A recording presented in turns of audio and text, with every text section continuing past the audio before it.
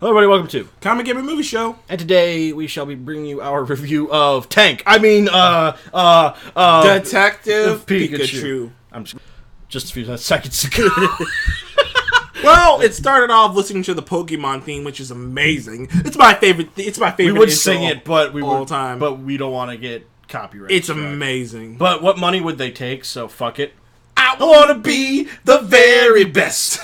No one ever was. Yeah, and at some point in this actual, that's not even like out of context. At some point in Detective Pikachu, he's actually singing that song. Theme song from the first anime, which is known as the Indigo League. But to get into this movie, I'm going to start off. I've come to the conclusion that I'm going to give Detective Pikachu, in my opinion, is the first successful anime/video game movie.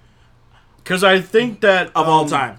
It's definitely I'm pretty sure that the game that Red and Blue came out just before the anime, or the anime and Red and Blue came out around the same time.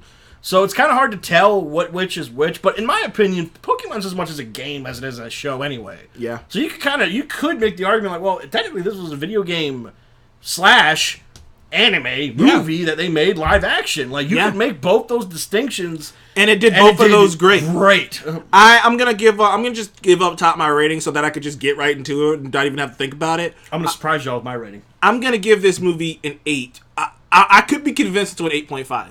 Mm-hmm. You know what? I'm gonna give it. It's an 8.5. It's a damn great. It's a great movie. I'm gonna leave my score for the end because I'm just gonna start by saying this though. I had low expectations coming into this movie. I did. I'm the one who had high expectations because I'm the one who selects these movies because I'm the guy. I'm the guy. Trust me. He does movies. I do the games. It's cool. So like, 8.5. If you just want a shortened version, it's an 8.5. It does justice to the video games. It does justice to the comics. Right? Let's not try to spoil it. No. I'm just saying it does justice to the video games. It does justice to the anime. The anime. It does justice to the world, and it does. And if you are a Pokemon fan, you're gonna love it. So you're not really. If you're on the fence about it, go see it. If you're a Pokemon fan, go see it. But if you're just a casual moviegoer, don't. Like, you're not gonna really. Well, enjoy it. You might be able to see. Well, you might be able to get some enjoyment out of because Pikachu and the main character have a nice little dynamic. Tim. Yeah, Pikachu and Tim have a great dynamic. Which is the most basic name ever, but whatever. I think that's on purpose because he's like trying to not be involved in anything. But like Pikachu and Tim have an interesting, nice dynamic. They have weird chemistry at first, and then later on it gets to be weird. So like, there are things that if you are normie, if you're willing to just relax, and just go and just have fun with it, or not like I'm not saying shut off your brain because there are some dumb parts in this movie, but I'm just saying just try to have fun, just relax, try to have. If you go in the movie and have fun, and you never watch Pokemon, you can have a blast. You might be able to have a blast with this. If you're too fucking up your own ass about this sort of shit, and I'm talking to you, staunch critic, then you're probably not going to get enjoyment out of this. Nope. But anyway, so on with the review. Again, I'll save my score for the end, but let you know, little hint, I did have low expectations. So anyway.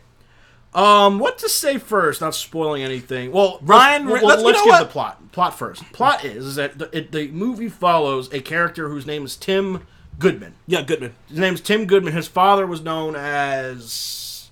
Oh, shit. He was a detective. He was a detective named Goodman as well, but I'm blanking on his first name, too. I'm sorry. Ryan Reynolds. Let's just say that. But anyway. So anyway, he in this world, every single human has a Pokemon partner. Like, kind of like a semi-friend, pet, companion sort of thing. But Tim doesn't have one. And later on, you kind of realize why he doesn't have one, but we're not going to get into spoilers. And his goofy friend, tries to help him with it and tries to get him one with... this isn't really a big spoiler, but it's not a major spoiler, but he does try to introduce him to a Cubone, which I thought was the most ironic Pokemon he could have introduced this character to, because I'm like, wait, the reason he was asking to introduce him to it was so like... It was like, because he's lonely. And it's just like, oh, what? Wow, really? Okay. Thanks. But it was pretty funny. So anyway, but unfortunately, he gets a call saying his father has passed, and he needs to go to the city... Which again, I'm sorry, guys.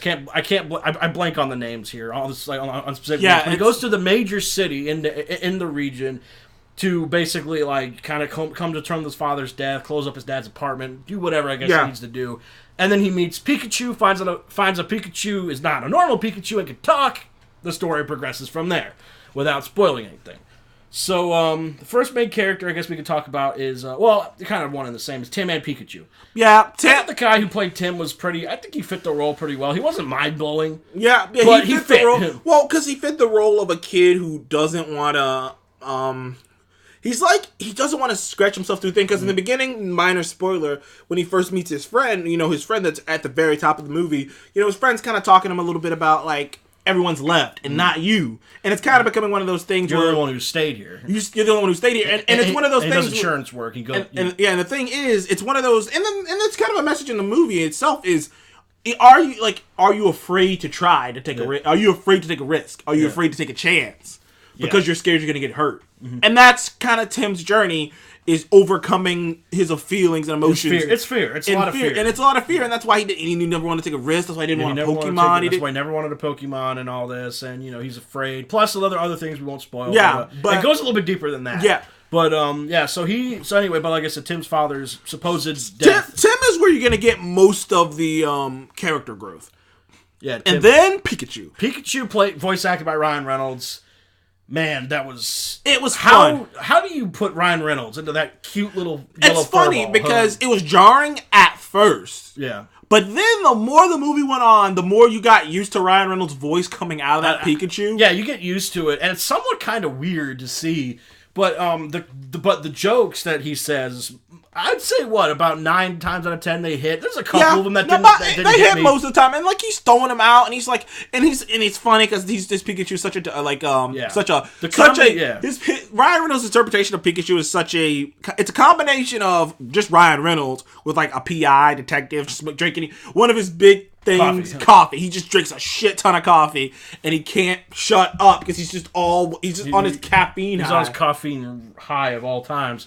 But like I said, the kind of comedy that they were trying to go for here was a continuous... And Pikachu has a growth, too, throughout the course of this. Yes, he has an interesting thing. And there's a couple twists and turns with him as well that you will see throughout the movie. Yeah, which we will not get into because of spoilers. But like I said, they tried to do the whole machine gun comedy where they tried, kind of like a Gatling gun comedy where they just keep rolling with it. Yeah, it had an old school vibe to it, the way they kind of did that comedy. Like of just throwing it out there. They kept hitting you. Well, they kept shooting it out there. Mm-hmm. And like I said, a lot of the continuous jokes they kept going throughout really didn't hit you. But when they stopped and really made a joke, most of the time, like I said, 9 times out of 10, they hit you, and it's funny. Like they make, for example, they made that one joke where it was like they're sitting in a car and they're driving, and I'm not gonna, without spoiling much, he's sitting next to a Psyduck. Yeah, and he's sitting next to a Psyduck. He's in a car seat, and all he says is like, "Man, you know what? This sucks. You got me in a car seat, and I'm sitting next to a bomb." Because Psyduck, for those of you who don't know, his thing, if he gets too stressed, he basically psychically blows up. Not like really blow up, but he psychically blows up. He psychically blows up. That's why he made the bomb reference, which is pretty funny. So, and honestly, I just gotta get to the best thing this whole entire thing does, which is it interpretates the anime / video game perfectly. Yeah. It combines our world with theirs in a beautiful way. Like in this city, the Pokemon are essentially animals. They're just like animals, basically. But they're pretty well accepted. They're not like pests. They're not pests. They're intelligent animals, basically. Yeah. I mean, you see like those purple monkey ones. I can't remember those. You see like the purple monkey guys. Yeah. All over the place. You see like some of them, Pidgeys flying throughout. Some of them are like Tricos everywhere. See, it's like the way they integrated it into the place, and the CGI on the Pokemon are phenomenal. Yeah, there wasn't really any real time. There was a couple times maybe I noticed it wasn't that bad, but they're more like passing shots when they're not. When they're close up, like Pikachu, when they're close up and they have screen time. You see the fur on Pikachu. You feel like you're like, I can reach out and just touch Pikachu. Yeah. I mean, without spoiling, there's a period where Tim's holding Pikachu, and it looks like he's holding. Yeah, it looks like he is holding. It's not like he's Pikachu. holding sometimes when you're holding a CGI object, it kind of looks like they're holding nothing. Yeah, it kind of looks like they're holding like a void, but there's something. Yeah, because their arms are nowhere near like the same shape. It's near it, but it doesn't look natural. This one look like he's holding something in his arms. It's like you feel like Pikachu is in his arms. Like, so it's like, damn, like that's pretty fucking good. And like I said, the and world is beautiful. And they do name drop, like, this isn't a major spoiler, because they like say you never read the world, but they do outright mention the Johto region. Or no, it was a Kanto or Johto. I think it was Kanto or Johto. And by the way, the thing that this thing does that me and you talked about once we got out is it pays respect to the history, because it doesn't say that none of those things never happened. Yeah, I mean, basically, this movie kind of takes place, like a good 20 years after the Indigo League, which was mind blowing to you and me. You're like, wait, what? So yeah, it might not be a guarantee, but the way the movie left itself open to interpretation. Like, it didn't go, this is what it is, this is the world, like that other crap. Because it even says in the movie, like, oh yeah, in the past we used to be more, gym leaders and people going around doing it normal. Now things have changed, and there's less battling, and there's more, us just working together to better ourselves. And there still are battles, but you have to get super certified and shit. Like it feels more sporty. It's more sporty. It's more like, it's not like how in Indigo League where it was kind of like semi-nomadic. Not just any kid off the street. Run off home, away from home, and just you have to get certified. It's like going to the Olympics now. Yeah, like if you want to be in Poke battles, it's an actual or a trainer. You have to go through a process. Yeah, there's an actual complete process. You can't just turn 10, get a Pokemon, and just leave home. But it's hinted that in the past it used to be that way. So Ash and all the stuff that happened could have happened. And I love that they left that open, because they didn't have to. They could have just said, nope, this is the world. This is the world how the world's always been. Yeah, we thought. Well, you and I, most of the movie, we thought this is its own self-contained story, and which is fine. I mean, we weren't gonna really. Yeah, they just adapted it. But the fact they did that was like, whoa, so you're not against the idea of Kanto, Johto, Kalros, all these other regions of the world could be explored. I'm like, mind blowing. It's like, and honestly, if I was them, I would do something. I had this crazy idea before I went and saw it. If I was them, and make a sequel, because this movie's gonna make some good money, so I think they're gonna warrant a sequel. I would bring in an older Ash. That'd be awesome. So he could be a dick. He was just like, man, I traveled the fucking world when I was a kid, and it was not what I thought it was gonna be. That could be hilarious, dude. Or finally that joke of like, man, dude, I used to be so young for so long. It's like, I thought I'd be young. That's a joke. I thought I'd be young forever. And that's a joke. Get someone like handsome, like Chris Pine or something. Like he's just like, I thought I'd dye his hair black. Yeah, I thought I'd be young forever. Well, eventually, and then it's like paying that. I was like, wow. So you guys kind of make fun of the fact that he never grows up in the show. Like this world has so much potential. It really does, and I'm hoping this movie does great. Yeah, because like I said, I had very low expectations, because I thought it was gonna be this weird I was the one with high ones. Yeah, I had low expectations, which now have been since retracted. Because this movie, guys, like I said, most of its jokes hit, most of them hit, but there's some good emotional bits in here. There's too. some good emotional character bitch. Now, granted, one thing I will say is I'm not going to give it too much crap for the little romance thing they had going, because they didn't fully, do it. They kind of hinted to it, but there's not a whole lot of real crap, but in fact, hell, my biggest complaint for a while was the villain and how mustached really went, but then later on that 180'd, and I was like, oh shit, they were fucking with you. Yeah, they were fucking with us the whole time, so I was like, I don't know, like I said, this movie, and by the way, this third act, anime as fuck. Anime as fuck, but we loved it. I couldn't believe it. I was like, wow. They actually working. No bullshit. For the last, I'd say, 20 minutes, you feel like you're watching an episode of Pokemon. Just for that 20-30 minutes. You're like, am I watching an episode of Pokemon? I think they did that on purpose. Now? They did that on purpose. I'm pretty sure they did that on purpose. Yeah. Because it was like, when they made this movie, they knew that, man, we're going to have a lot of fans coming here that grew up with the original series. And some of the complaints I heard was like, this is made for the fans. And in my mind, I was like, because that's from everyone. People who didn't like it, people who loved it too. They were like, this is really made for fans. I think that. And when I heard that, I was like, well, I guess I'm going to enjoy it, because I enjoyed, I've watched Pokemon enough to get some enjoyment. I would argue this movie was made 80%. I would say this movie was more made for 60% fans, 40% everybody. There is that gap, though, of certain things you might not know. Yeah, you might not. There is a gap. There are things in the background that you might not catch. There are statues that us Pokemon fans will know. It's 60% fans and about 40% everyone else. There's a big character in here that us Pokemon fans, when we see, are just like, whoa. That's and they have they have statues of legendaries, like, oh, that's Rayquaza, oh, that's this one, oh, that's this one, and it's like, we would, but like I said, that in my opinion, it was a perfect balance. Of like, it gives that 40% people something to enjoy without having to know. This movie does a great job. It plants a seed. It plants how to do a video game adaptation and an anime adaptation all at once. It plants that seed. You know what? I think we're gonna, because we really can't continue without spoiling it any further. Like, we can bring up maybe small points, but we're gonna bring that up in the spoiler discussion. But I think I'm gonna give my score now. My surprise score. 10. What? No! I give this movie a 10. What? This movie... you're bullshitting me. Seth's bullshitting. Nope. He doesn't mean that. Nope. Are you real? I'm giving it a 10. I did not think... Okay, people. I did not see that because coming. When I really sat back... Now, I'll give my reasons why. One, it's because they adapted an anime and a game so perfectly that now other people can look at this and go, you know, oh shit, that's what I was doing wrong. Or, oh shit, that's what I can do. The problem is that when people adapt things, they try... Either they do two things. And really two things. Too much or too little? Too much or too little. They either try to either try to erase what was and because make they think it's too cheesy or too or they whatever. don't go too far in. Or they go too far in, or it's just like, this isn't enjoyable. And this it's is like I'd rather just watch the cartoon. Yeah, and it's just something. like, well, shit, man. I'm just watching the cartoon. I mean, imagine if they made, for prime example, let's just throw an example out there. Imagine if they made a live action about He-Man. Yeah. Like, and if they kept it, now, this is how I would do it. He-Man would still be the Prince of Eternia and all that shit. You know, keep that part in. But maybe the way he gets his powers isn't as stupid as when he just goes, oh, I found the sword and lifted it up and there I was. Well, going too far is Warcraft.